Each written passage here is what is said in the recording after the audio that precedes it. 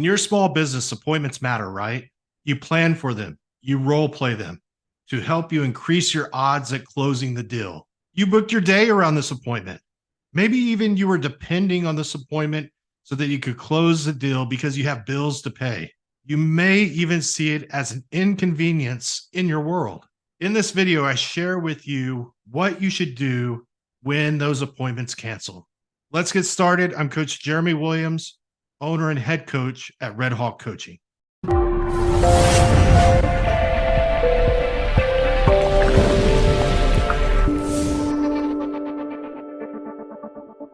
Welcome back to the Survive Scale Soar YouTube channel, where we build videos for passionate business owners just like you. These are videos designed for those business owners that have a desire for time freedom.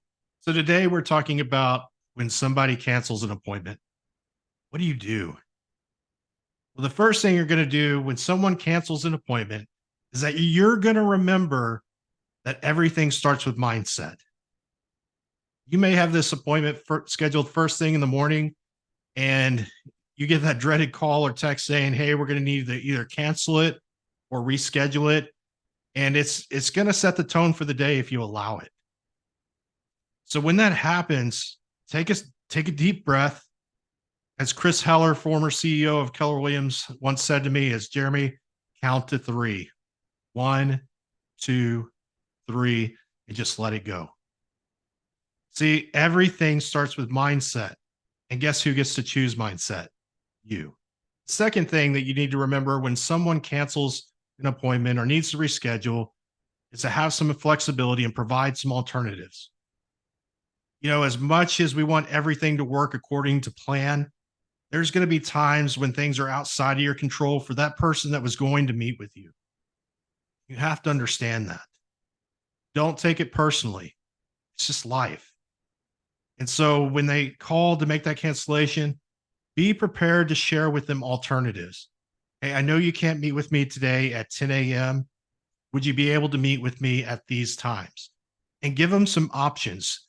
Don't pigeonhole them into one time period. They'll say, okay, can you meet at 10 tomorrow? Because that might not work for them either.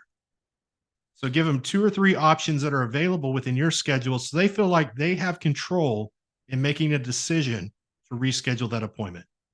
You have to be flexible. When someone cancels an appointment on you, the third thing that you can do is pivot. Be ready. Maybe even have a contingency plan if the appointment doesn't come to fruition. Don't think that, well, since the appointment canceled and I had that time block from night, I'm just going to take off. I'm going to sit back on my laurels and just wait until that next time slot that I have filled on my calendar. No, pivot to lead generation. If you're a small business owner and you're not doing lead generation, you're probably not going to have a business. So utilize that time now that you have to get into the activity to lead generate and find that next appointment. Speaking of what to do when an appointment cancels on you, you want to make sure that you go over to my website, redhawkcoaching.com. There you'll find more information on this important topic that's going to help you soar both in your business and in life. While you're there, make sure that you sign up for my Power Pack newsletter that goes out every Friday. It contains tips and strategies to help you elevate in your business. On my website, you'll also find information about the one-on-one coaching services that I offer. There's a 3-month package, a 6-month package, and a 1-year package. Book an appointment with me on my website to learn more. You can find a link for my website down in the description of this video. So let's jump back into what you need to do when someone cancels an appointment with you. So number 4, when someone cancels an appointment with you, look at it as a learning opportunity. One of my favorite books, Fierce Conversations by Susan Scott, she asked the question, what is your DNA on the situation? It's what is my part in the reason that they chose to cancel that appointment with me? Did I set the appointment properly? Did I follow up with them to ensure that they were going to still meet me for that appointment? Right? We need to go back and look at, is there anything that we can improve upon so that the next time we set that appointment, we can ensure that it happens? And finally, number 5, When someone cancels an appointment with you, it is not the end of the world. Know that there are other people out there in the world lining up to either buy your product or service. So you've got to move on.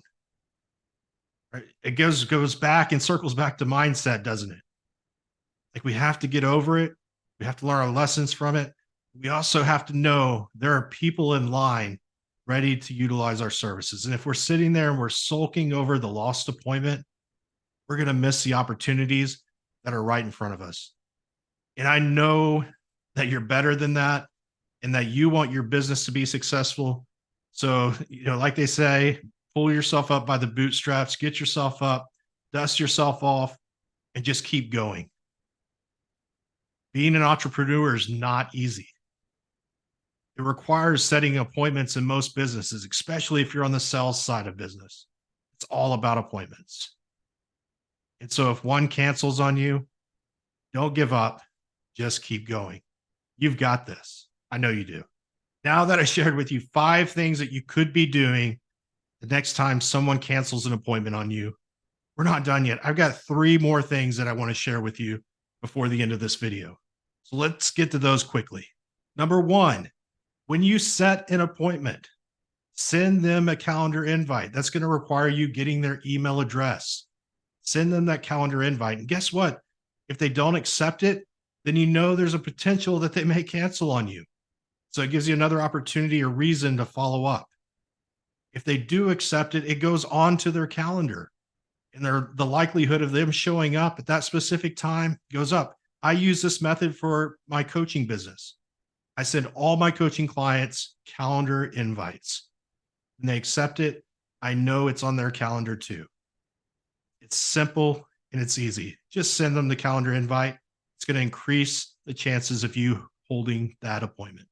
Number 2, call them the day before the appointment.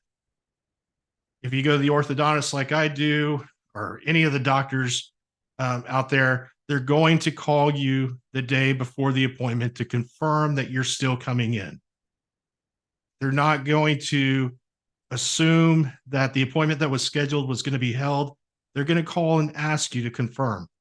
You do reservations for a restaurant. I use OpenTable a lot. Guess what they do? The day before, they're sending you that reminder and they're asking you to confirm. Always call the day before the appointment. 3, I like to be sure that they are going to show up. And so I'm going to go one step further to confirm.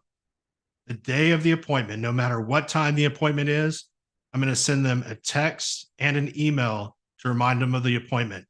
You may even want to remind them what the appointment was about in some cases. This is going to ensure and bring a higher level of accountability to that person on the other side for them to show up for that appointment. Now that you know what to do when an appointment cancels on you, and I've given you a few strategies as well, it's a really, really important topic for a small business owner.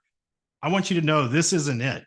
There are a lot of other videos here on this channel dedicated to helping you be a better business owner. So make sure you watch them. If you want to binge it, even better. And until next time, make sure you watch the next video.